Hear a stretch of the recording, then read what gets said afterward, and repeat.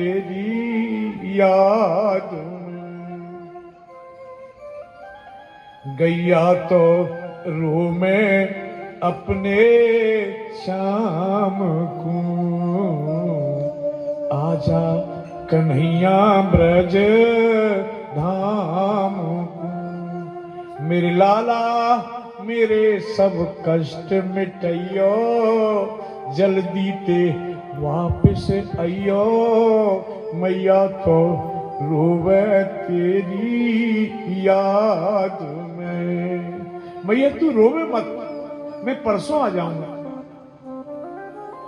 कन्हैया ने गौशाला की तरफ देखा, गऊ ने चारा नहीं खाया, पानी नहीं पिया। नंद बाबा से माता यशोदा कहती है आपने समझ कैसे लिया? मैं नहीं जाने दूंगी। कृष्ण बलराम मेरी दोनों आंखें। उधर गोपियों को मालूम हुई कि प्राण वल्लभ श्री कृष्ण आज चले जाएंगे मथुरा। उद्धव का सुंदर रथ सजा है, रथ के आगे लेट गई। ये रथ हमारी छाती के ऊपर से चलेगा।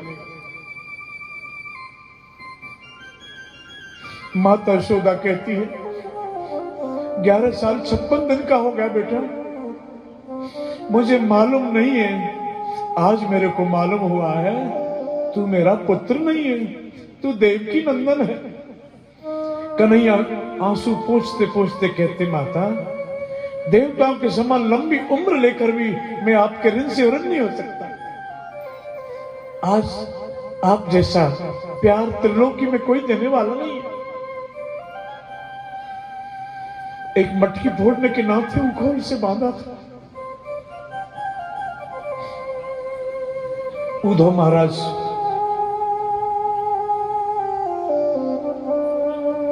रथ में सवार हैं, कृष्ण बलराम की सुंदर झांकी। गोपियों से प्रणाम करते हैं देवी, देवताओं के समान लंबी उम्र लेकर भी मेरे से ऋण होने वाला नहीं, मुझे कारज करने। चाबुक लगाया, घोड़े में धीरे धीरे आगे बढ़ने लगा। महल से वृद्धा माता रोती रोती आई, अरे लाला ने रोकियो।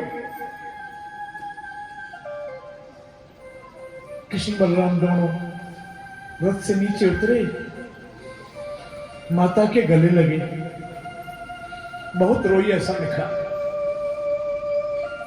घोड़े पे चाबुक लगाई, हवा से बातें करने लगा।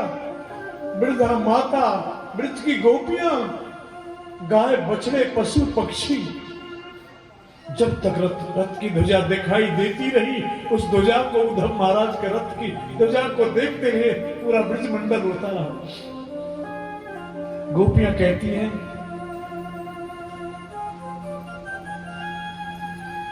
इसलिए प्रीत नहीं की थी कि 4 दिन जिंदगी के गुजर जाएंगे, और ये भी मालूम नहीं था कन्हैया हिरकियों से रोने लगी कि वादा करके मुकर भी जाएंगे।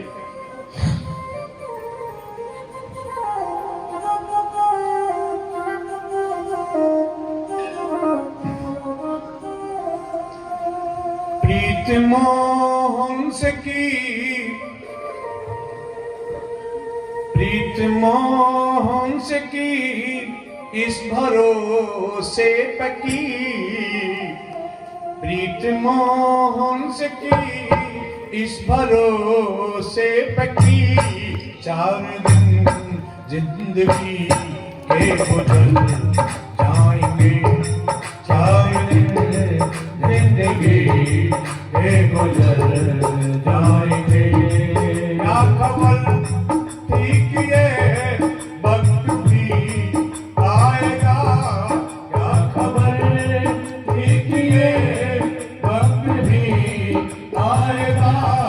वादा कर के जो हम से मुकर जाएंगे, वादा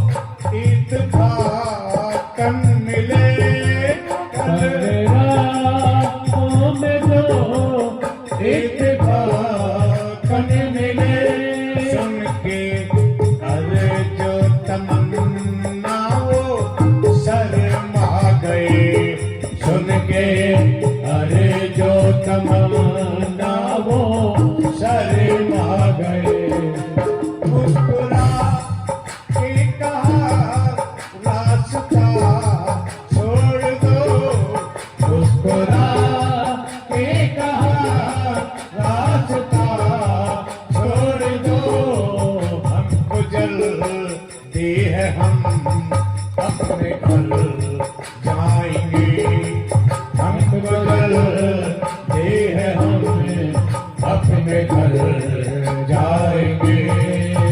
इतना हमसे की इस भरोसे की, इतना हमसे की इस भरोसे की, 4 दिन जिंदगी के गुजर जाएंगे, 4 दिन जिंदगी के गुजर जाएंगे।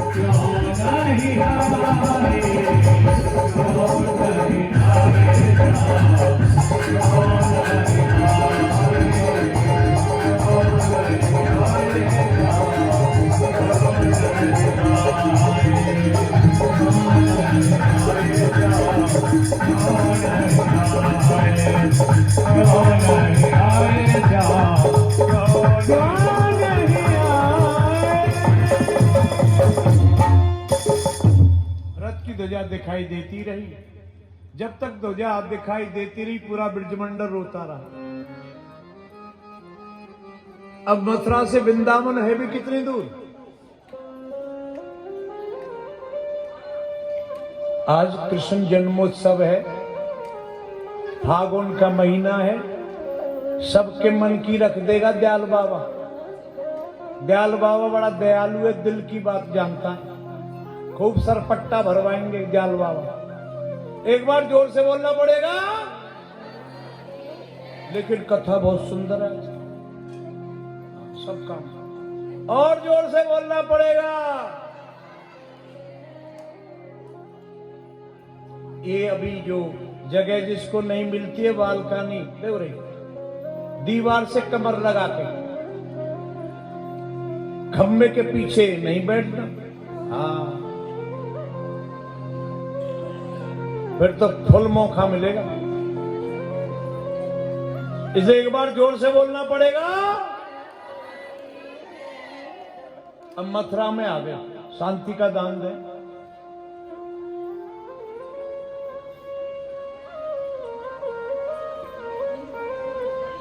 मथुरा किनारे भी यमुना है। बोलो यमुना मैया की।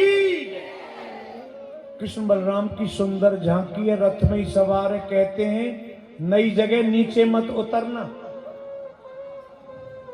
इनको संदेह था, डाउट, ऐसा बहम था, शंका थी, कहीं किसी के बालक को आफत में फंसाने के लिए तो नहीं ले जा रहा। मैं संध्या बंदन करके आता हूं, श्री यमुना में स्नान करता हूं, दोनों ऊपर ही रहना रथ में। और अक्रूर जी कृष्ण के काका जी हैं, इन्होंने गोता लगाया तो 1000 फन वाले पे सैन कर रहा है वो, और वही रथ में भी बैठा है। संदेह की निवृत्ति हो गई। उस जगह मैंने बताई है ना, मेरे को पता है कि चौक छोटा है तुम्हारा, बहुत छोटा जगह है। एक बार जोर से बोलना पड़ेगा, और जोर से बोलना पड़ेगा।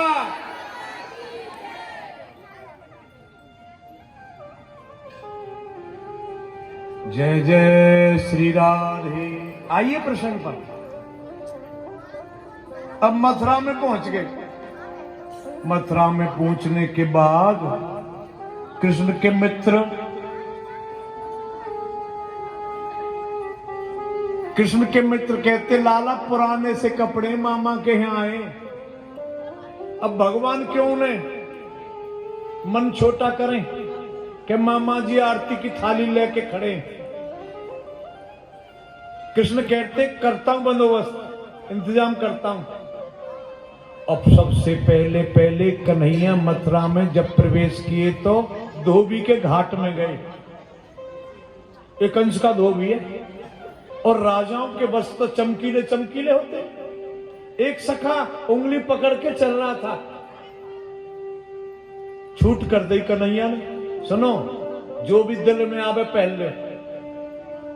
अब धोबी इतना मोटा डंडा लेके मारने के लिए दौड़ा। कन्हैया की उंगली पकड़ के सखा चल रहा था। बोले कन्हैया होगी सो देखी जाएगी। मथुरा में प्रवेश कर गए हम, जन्मभूमि है तेरी, होगी सो देखी जाएगी। तू पूतना वाले हाथ दिखा। एक लगाया धोबी के सो पोटला छोड़ के भाग गए। पूरी मथुरा में हड़कम मच गई, भैया पूतना मारवे वाला आगो है। अब पहन तो लिए चमकीले चमकीले, वो नाप से तो बने नहीं है, तो 1.5 हाथ नीचे लटक रहे। सड़क साफ होती जा रही है। अब क्या कमी रह गई? कन्हैया ये तो मगेनू से लगे कि मांग के लाए हो, करता हूं बंदोबस्त। अब मोखा में से टेलर देख रहा है, दर्जी, ये दर्जी है ना, कंस का है, हाँ, लेकिन भक्त है भगवान का। मोखा में से देख रहा, आ जाओ, फिटिंग के लिए बैठा। रूप के अनुरूप वस्त्र सिलाई कर दिए।